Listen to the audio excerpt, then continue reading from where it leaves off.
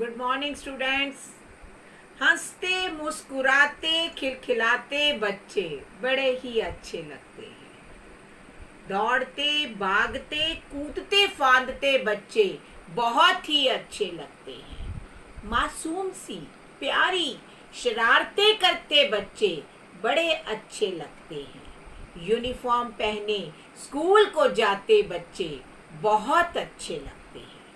खेल मैदान में कोई गेम खेलते बच्चे बड़े ही अच्छे लगते हैं, क्योंकि स्वयं ईश्वर का रूप होते हैं बच्चे। तुम सब हमें बड़े अच्छे लगते हैं। भगवान का शुक्र है कि आप सभी स्वस्थ हैं और इसी सकारात्मक सोच के साथ मैं अपना पाठ 6 शुरू करती हूँ, जिसका नाम है कुसंग का ज्वर। यह पाठ पिछले पाठ से संबंधित कैसे हो सकता है? यह प्रश्न तो विचारणीय है, पर बच्चों, क्या आपने जाना है कि जीवन में एक शिक्षक और मार्गदर्शक की आवश्यकता क्यों है?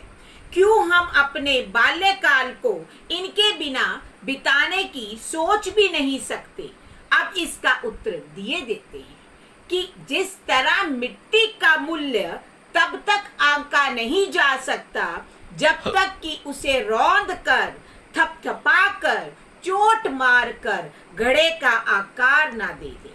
जैसे ही वह घड़े का रूप लेती है, वैसे ही सभी के लिए एक मूल्यवान यूजफुल वस्तु बन जाती है। उसी तरह जब तक शिक्षक का हमारे जीवन में प्रवेश नहीं होता, तब तक वह जीवन आदर्शहीन व मार्गहीन हो जाता है। आदर्श जीवन को बनाने के लिए सच्चे आदर्शों, मूल्यों को समझना पड़ता है, जो कि एक श्रेष्ठ शिक्षक आपको बताता है, समझाता है।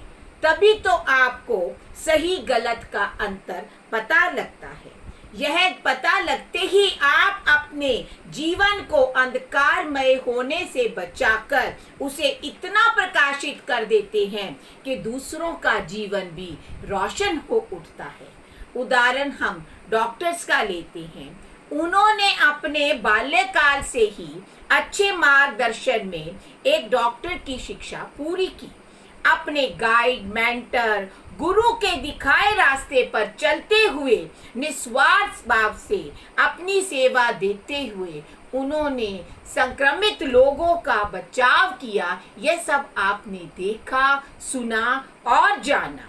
बिना मृत्यु के डर के वे रात दिन एक करके भारतवासियों की सेवा में लगे हुए हैं। उन्होंने एक सच्चे सैनिक का धर्म निभाते हुए अपने परिवार से दूर रहकर अपने देश की सेवा की है। इसलिए कभी भी गुरु की कटु बातों की ओर ध्यान न देकर उसके दंड से दुखी होकर नहीं, बल्कि उनके दिखाए गए रास्तों पर चलना है, जो कि उनके अनुशासित आदर्शों से ही आपका मार्ग जो है वो जगमगाएगा।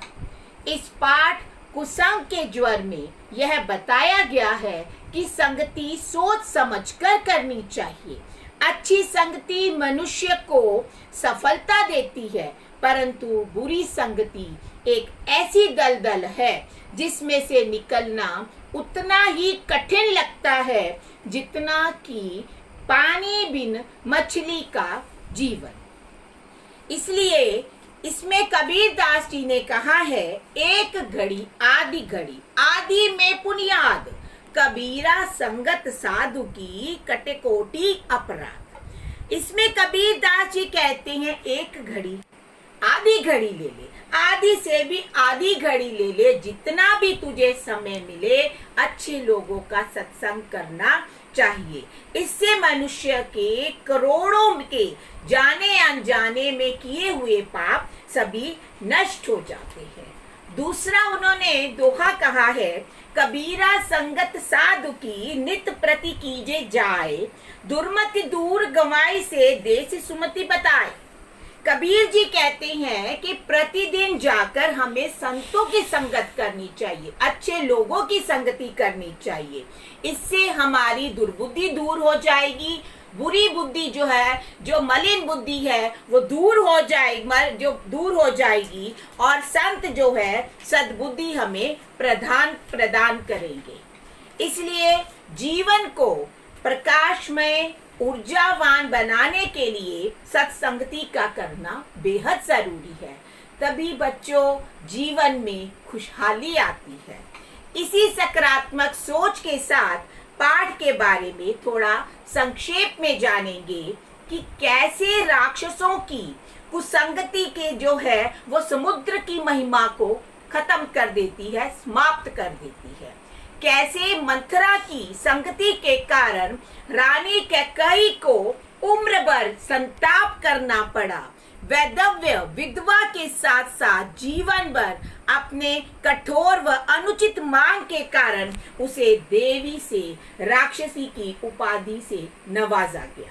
कैसे मानसरोवर का हंस कोए की गलत संगत के कारण, चोरी की दही खाने के कारण मारा गया।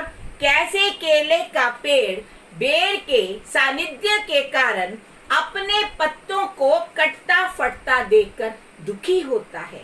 इसलिए तुलसीदास जी की कही बात बिल्कुल सत्य प्रतीत हो रही है कि कोना कुसंगति पाई न साई।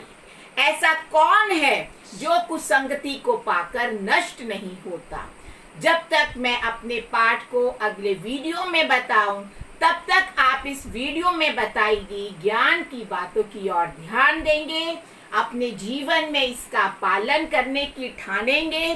बच्चों, मन में दृढ़ निश्चय करना है, तभी अपने जीवन को अनुशासित व प्रकाशित कर पाओगे। अपने आप से एक वादा, घर पर रहना है, खुश रहना है, स्वस्थ रहना है और सुरक्षित रहना है।